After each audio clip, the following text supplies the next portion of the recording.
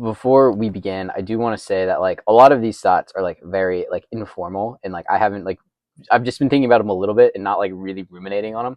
But I wanted to kind of talk about movie criticism and letterbox and like kind of what it kind of looks like now. Not to say that like letterbox is really like the peak of film criticism at all, but it is definitely like one of the more approachable places to start film criticism.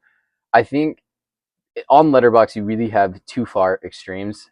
You are either going to record a video or log your the movie that you've watched, and you're going to talk about it in a sense of like saying like, oh, this is a funny one line from this movie that is going to get like a lot of clicks and a lot of views on it because of like the social media aspect of it, making sure that it's fast and it's digestible. But then you have the other side of it where people like are going to take it like incredibly seriously, and of course like there's not like really like to say that like there's only these two extremes without having like a full sense that there is like these other side, like there's people in the middle that are going to talk about it like fully, is definitely like misleading. But and letterbox like as a social media app that I enjoy and I use, it is a social media and it is really nice to have a place where you can kind of curate this thing where it's like I saw this version of art, similar to like a Goodreads and similar to like even other like book logging websites. But something that I really noticed is that because of like the almost part of letterbox that is the fact that like these are people logging art that they've seen, and people like almost kind of use letterbox as a way to show intelligence and even like a bit of a performative side of it when we're talking about things like performative males and even performative females, and people like coming out and saying like, oh, this is like you're performing almost like when you're on letterbox you want to perform as like a movie curator, you want to perform as someone that either really cares a lot about movies or you're performing as someone that doesn't care a lot about movies and really is more comedic with the art that they're interacting with. And because of this bit of intellectual performativeness that letterbox just tends to have, I do think that that kind of causes there to be something that I've kind of seen as a really weird point of criticism of film, where it is almost like something that isn't woke enough, right? So I wanted to talk about that. Is film critiquing in the sense of like something is not woke enough. So here's some of my like undigested thoughts about it. The first big thought that I had is that like I really only see this with documentaries and documentaries coming out now. And like maybe I shouldn't be like judging too harshly on it. Some of the reviews that I had seen for something like Mr. Nobody versus Putin, a lot of people were saying that like it seemed a little bit self indulgent and that like as like it just doesn't really work, and it's like, oh, boo-hoo, you are kind of making it seem almost like that Russian propaganda has really only popped up in the last like couple years, saying that like it really only started in 2022, and there was a lot of criticism around that, and kind of making it seem almost as if like propaganda hadn't been happening in Russia and for a long time, right? And I think like if that was your criticism of the movie, like whatever. And obviously, Mr. Nobody versus Putin won the Academy Award, and so I think in general people like are kind of frustrated with like in general Oscar bait, and frustrated, and myself included, right? With films that are trying to be like incredibly profound and like don't really say much about anything, right? I was very critical in my last movie review video of the Butcher Stand, and I was really critical of the Butcher Stand because I felt like it just didn't really say about it much about anything. Um, and I also think I've seen that also with Louis Theroux's documentary on Into the Manosphere from Netflix, which I found incredibly interesting. Is like in a way, I really feel deeply and strongly right now that if we want to say that a movie going too woke is not going to say like, fuck, I guess what woke doesn't really mean anything anymore. Words mean nothing. Okay, if we want to say that films are going to be like too woke, and like we're going to say like that's not a valid reason of criticism because these are artists making art, right? Then I honestly kind of want to also challenge the notion that like you can't really say that a movie isn't woke enough and challenge that art in that sense either. As much as like these two films are documentaries, I do think that like they are inherently art because they're a medium of film, right? They are storytelling at the core of it, right? They are telling a story of someone's lived experience, and even though someone's lived experience is incredibly real and is hyper realistic and is kind of going through, I just think it's incredibly odd to say this movie isn't woke enough, especially with Mr. Nobody versus Putin. I don't want to act like some of the reviews weren't coming from people from Ukraine, and people that are coming from the war in Ukraine.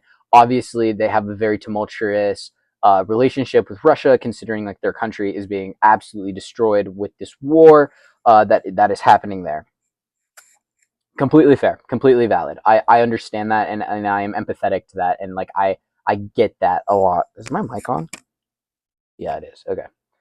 And I get that and I understand that, and I'm very empathetic and sympathetic to that, to those things, right? But at the same time, I also think that um, it's really odd to me for like especially like American users on Letterboxd, in some of the reviews that seem to be like incredibly like just like mad at him for like being something like being an enjoyer of Harry Potter, right? Like, is in general, should you be supporting Harry Potter right now? I don't think you should be supporting Harry Potter right now. J.K. Rowling is a piece of shit. Like everybody knows J.K. Rowling is a piece of shit for her anti-trans not propaganda, but rhetoric and support for the legislation and such. And however, people are still consuming her media, right? He had a picture of Hermione Granger. Realistically, he had a picture of Emma Watson as a child on his wall, and it seemed important to him. And I think it's like incredibly odd to say that he's not woke enough when he's making this documentary, almost as if he's making this documentary about fighting propaganda in a very fascist state. And like nobody is immune to propaganda. Like nobody is immune to propaganda.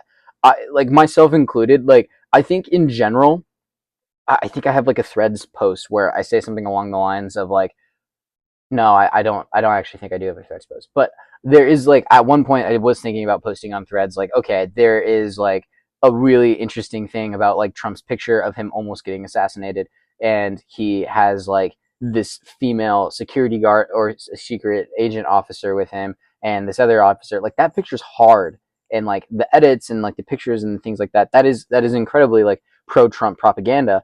To make him seem a little bit more human and a little bit more like macho and mighty, but obviously he's not. He's a fucking child. But I digress. I can you tell where I fall politically? Yeah. But anyway, like nobody's immune to propaganda, and this guy has lived in Russia, and not only in Russia, but in realistically an impoverished city in Russia for his entire life, and obviously we're kind of seeing like the effects of that, right? We're seeing the effects of him dealing with the problems that he has had, being exposed to propaganda and being exposed to Russia as well.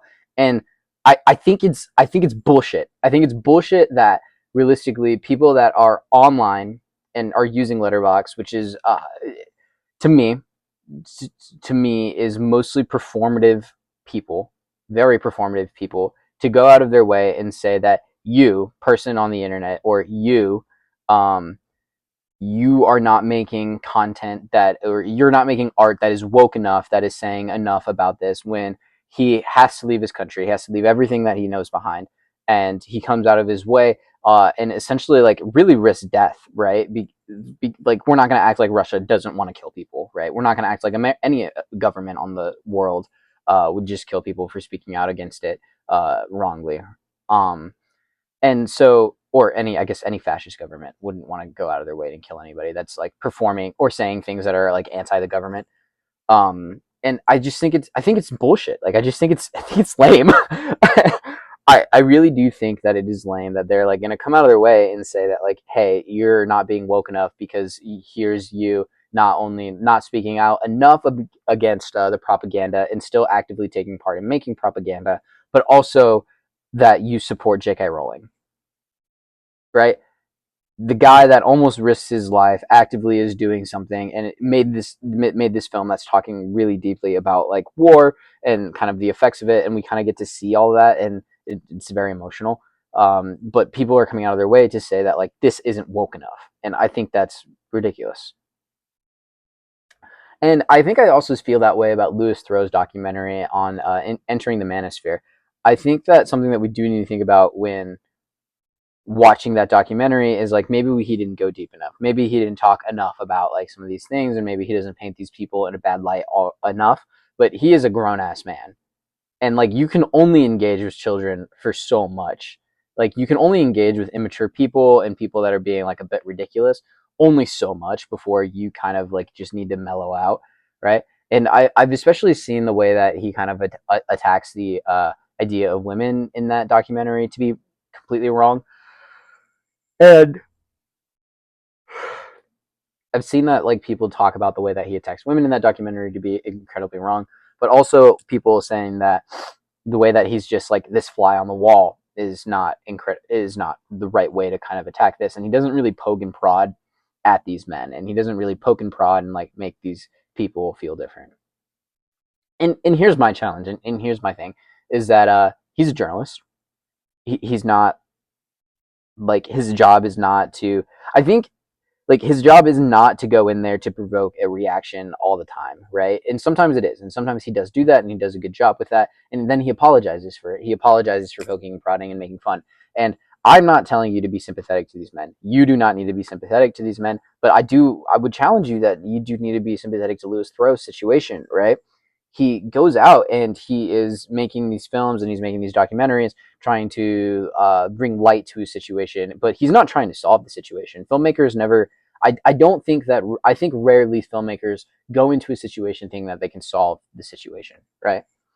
And I've seen a lot of the criticism of this documentary, especially and Influence Throw, to be like, you did not do enough to stop these men from talking like horribly about these women or talking horribly about this situation. You know, he doesn't like ask the guy that like there's a guy in the documentary and he's like, oh, so he's like, yeah, we don't believe in depression. Like he's talking for him and his friend, and he's like, oh, you don't believe in depression? He's like, yeah, you know, my brother died and that was like a really hard time for me, but I didn't let myself become depressed. And he's like, oh, how did your brother die? And he's like, oh, my brother took his life. Like, and he doesn't like make that guy feel stupid. He just is there to simply document and to ask questions for clarity. Um, and I think people asking, like, the internet has kind of trained us to think that people need to stir a reaction. People need to go out of their way and to like fight these people. And I would really challenge anybody that feels this way about it, um, with these specific thoughts, that I would really challenge you to really say like, why is it being made like that? Why isn't it anything different? I really do want I just really don't think a valid criticism is to say that he's only documenting this and he's not rage baiting them, or he's not calling them stupid, or he's not bringing light, or making sure that they know. Like, why isn't he intervening when they like go and beat up on the alleged pedophile? Right? I just don't think that's right. I really don't think that it's right, and I just think it's the wrong reasons to critique it.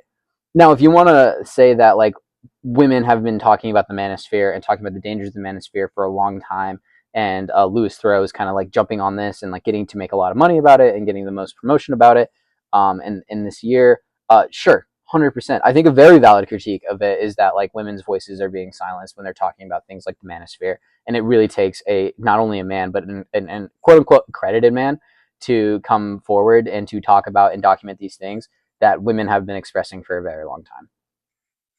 But what's not like a valid critique, in my personal opinion, is to say that like this movie is not woke enough because he doesn't stand up to these guys. He's not there to do that, and I think that's like kind of like if you want him to go out in there and do that, I just think that you're asking the wrong person, because those like straight up are very dangerous men, right? Like we cannot push past the fact that like he is a man and they are performing like being good men to him, and we cannot like push past the fact that these are very dangerous men that have like hurt people, that have assault people, that are like just straight up physically bigger than him. Like honestly, like I think all of them except like maybe Myron, like he's going to get his ass beat if he like says anything a little bit to things, because it's not like these men aren't like assaulting women.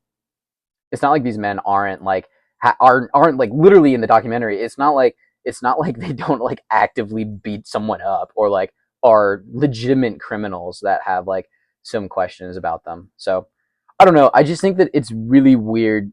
I think right now I have a lot of questions about like the state of letterbox reviews, where saying that like I just don't.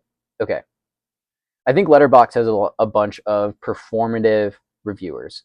And if you're going to be a performative reviewer, I'm not going to hate on you. I definitely am a bit of a performative reviewer myself. Like I will refuse, despite no matter how like I feel about it, I refuse to give Quentin Tarantino 5 stars unless he's killing Nazis or slave owners. Um, but I think you need to be really thinking about like when you are being like this type of performative, what are you really asking about these? And I just think it's a bit ridiculous to critique art on the basis that it's not woke enough. And maybe and on this and some on the other flip side though, I also think that it's kind of a bit ridiculous to critique art on the basis that it's not woke or it's that it's too woke, because they're artists telling stories, right? And if you feel like the point that's getting across is a little bit too political, I think that maybe, or not political enough, I think that really says a lot more about you, right? Especially with cultural differences. I guess that's the other thing about it too, is that there's cultural differences, and like what is safe for some people might not be safe for everybody. It's a very privileged stance, right? It's a very privileged stance to be like, why didn't you do more when I'm reviewing this on letterbox and I'm incredibly safe at home watching this film with the Netflix that like I pay for, unless you, I guess unless you pirated it, but like with the Netflix that I paid for, that I have money for to support this thing. And then how dare you not do enough? Or with Mr. Nobody versus Putin, I had to rent it from the letterbox store, and I thought it was just odd that people were like, this guy didn't do enough and is a bit ridiculous for being a sympathizer to J.K. Rowling. Come on. Like, you're sitting there in a position where the film costs money, and you were able to like kind of extrapolate that, despite the criticisms from people from Ukraine. I don't want to like shit. I'm not shitting on them. I'm shitting on the people like me. I'm shitting on the people that are like me, that are very performative about it, and like they feel that letterbox is this place to go and review things very safely. And if you're going on there to just review on like a very political sense, purely because you want the things that you're reviewing, okay, I just think I'm not trying to shit on people like that are like suffering in Ukraine for saying that like this movie didn't do enough. I get that. I am shitting on the people like me that are reviewing purely on a performative basis and want more clicks, want more views, and want more people to support them, on the sense that like on a left leaning website to say that well, this isn't woke enough for us. And I think that's a bit ridiculous. Because if art can be, if it's not a valid critique to say that art is too woke, then I don't think that it is a valid critique to say that art is not woke enough. I do think that like you're just being performative, and I think that if you're being performative, you're not woke enough.